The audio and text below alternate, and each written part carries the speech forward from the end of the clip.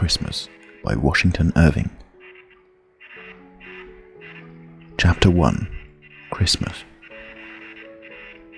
There is nothing in England that exercises a more delightful spell over my imagination than the lingerings of the holiday customs and rural games of former times. They recall the pictures my fancy used to draw in the May morning of life, when as yet I only knew the world through books, and believed it to be all that poets had painted it, and they bring with them the flavour of those honest days of yore in which, perhaps with equal fallacy, I am apt to think the world was more homebred, social, and joyous than at present. I regret to say that they are daily growing more and more faint, being gradually worn away by time, but still more obliterated by modern fashion. They resemble those picturesque morsels of Gothic architecture which we see crumbling in various parts of the country, partly dilapidated by the waste of ages, and partly lost in the additions and alterations of latter days. Poetry, however, clings with cherishing fondness about the rural game and holiday revel, from which it has derived so many of its themes, as the ivy winds its rich foliage about the Gothic arch and mouldering tower, gratefully repaying the support by clasping together their tottering remains, and, as it were, embalming them in verdure. Of all the old festivals, however, that of Christmas awakens the strongest and most heartfelt associations. There is a tone of solemn and sacred feeling that blends with our conviviality, and lifts the spirit to a state of hallowed and elevated enjoyment. The services of the church about this season are extremely tender and inspiring. They dwell on the beautiful story of the origin of our faith, and the pastoral scenes that accompanied its announcement. They gradually increase in fervour and pathos during the season of Advent, until they break forth in full jubilee on the morning that brought peace and goodwill to men. I do not know a grander effect of music on the moral feelings than to hear the full choir and the pealing organ performing a Christmas anthem in a cathedral, and filling every part of the vast pile with triumphant harmony. It is a beautiful arrangement also, derived from days of yore, that this festival, which commemorates the announcement of the religion of peace and love, has been made the season for gathering together of family connections, and drawing closer again those bands of kindred hearts which the cares and pleasures and sorrows of the world are continually operating to cast loose, of calling back the children of a family who have launched forth in life, and wandered widely asunder, once more to assemble about the paternal hearth, that rallying place of the affections, there to grow young and loving again among the endearing mementos of childhood. There is something in the very season of the year that gives a charm to the great festivity of Christmas. At other times we derive a great portion of our pleasures from the mere beauties of nature. Our feelings sally forth and dissipate themselves over the sunny landscape, and we live abroad and everywhere. The song of the bird, the murmur of the stream, the breathing fragrance of spring, the soft voluptuousness of summer, the golden pomp of autumn, earth with its mantle of refreshing green, and heaven with its deep delicious blue and cloudy magnificent, all fill us with mute but exquisite delight, and we revel in the luxury of mere sensation. But in the depth of winter, when nature lies despoiled of every charm and wrapped in her shroud of sheeted snow, we turn for our gratifications to moral sources. The dreariness and desolation of the landscape, the short gloomy days and darksome nights, while they circumscribe our wanderings, shut in our feelings also from rambling abroad, and make us more keenly disposed for the pleasures of the social circle.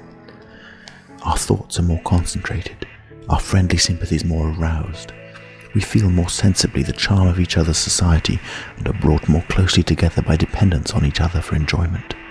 Heart calleth unto heart, and we draw our pleasures from the deep wells of living kindness, which lie in the quiet recesses of our bosoms, and which, when resorted to, furnish forth the pure element of domestic felicity.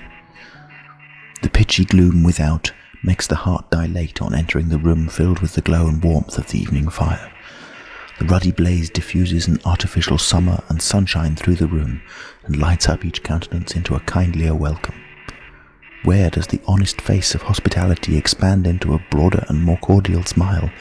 Where is the shy glass of love more sweetly eloquent than by the winter fireside? And as the hollow blast of wintry wind whistles through the hall, claps the distant door, rushes about the casement and rumbles down the chimney, what can be more grateful than that feeling of sober and sheltered security with which we look around upon the comfortable chamber and the scene of domestic hilarity. The English, from the great prevalence of rural habits throughout every class of society, have always been fond of these festivals and holidays which agreeably interrupt the stillness of country life, and they were in former days particularly observant of the religious and social rites of Christmas. It is inspiring to read even the dry details which some antiquarians have given of the quaint humours, the burlesque pageants, the complete abandonment to mirth and good fellowship with which this festival was celebrated. It seemed to throw open every door and unlock every heart. It brought the peasant and the peer together and blended all ranks in one warm, generous flow of joy and kindness. The old halls of castles and manor houses resounded with the harp and the Christmas carol, and their ample boards groaned under the weight of hospitality. Even the poorest cottage welcomed the festive season with green decorations of bay and holly.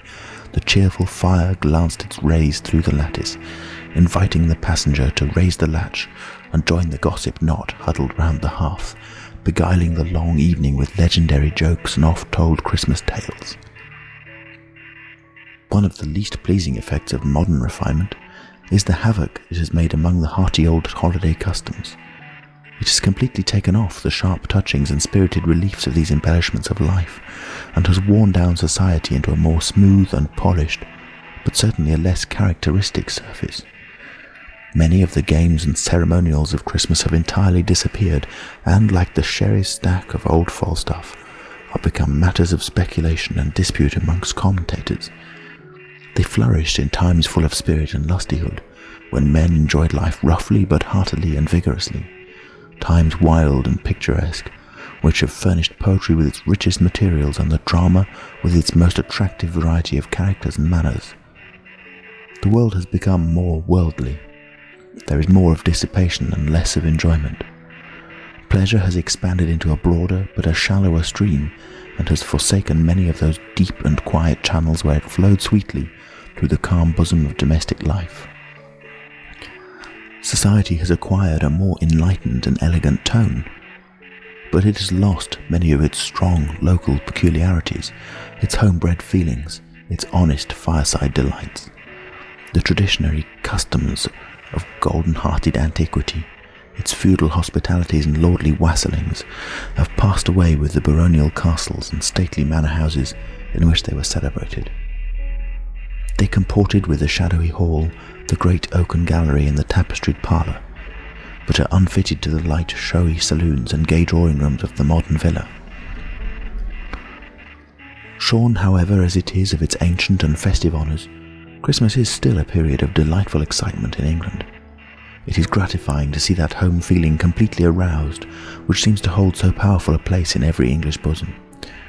The preparations making on every side for the social board that is again to unite friends and kindred, the presents of good cheer passing and repassing, those tokens of regard and quickeners of kind feelings, the evergreens distributed about houses and churches, emblems of peace and gladness, all these have the most pleasing effect in producing fond associations and kindling benevolent sympathies.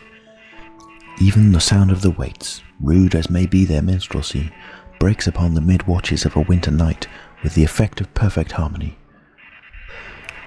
As I have been awakened by them in that still and solemn hour when deep sleep falleth upon man, I have listened with a hushed delight, and connecting them with the sacred and joyous occasion, have almost fancied them into another celestial choir, announcing peace and goodwill to mankind. How delightfully the imagination, when wrought upon by these moral influences, turns everything to melody and beauty. The very crowing of the cock, who is sometimes heard in the profound repose of the country, telling the night watches to his feathery dames, was thought by the common people to announce the approach of this sacred festival.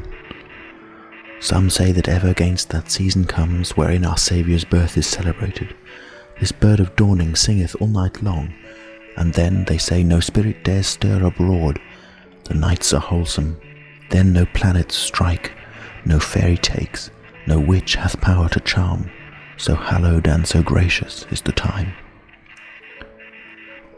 Amid the general call to happiness, the bustle of the spirits and the stir of the affections which prevail at this period, what bosom can remain insensible? It is indeed the season of regenerated feeling, The season for kindling not merely the fire of hospitality in the hall, but the genial flame of charity in the heart. The scene of early love again rises green to memory beyond the sterile waste of years, and the idea of home, fraught with the fragrance of home-dwelling joys, reanimates the drooping spirit, as the Arabian breeze will sometimes waft the freshness of the distant fields to the weary pilgrim of the desert. Stranger and sojourner as I am in the land, though for me no social hearth may blaze, no hospitable roof may throw open its doors, nor the warm grasp of friendship welcome me at the threshold, yet I feel the influence of the season beaming into my soul from the happy looks of those around me. Surely happiness is reflective like the light of heaven, and every countenance, bright with smiles and glowing with innocent enjoyment, is a mirror transmitting to others the rays of a supreme and ever-shining benevolence. He who can turn churlishly away from contemplating the felicity of his fellow beings, and sit down darkling and repining in his loneliness when all around is joyful, may have his moments of strong excitement and selfish gratification, but he wants the genial and social sympathies which constitute the charm of a Merry Christmas.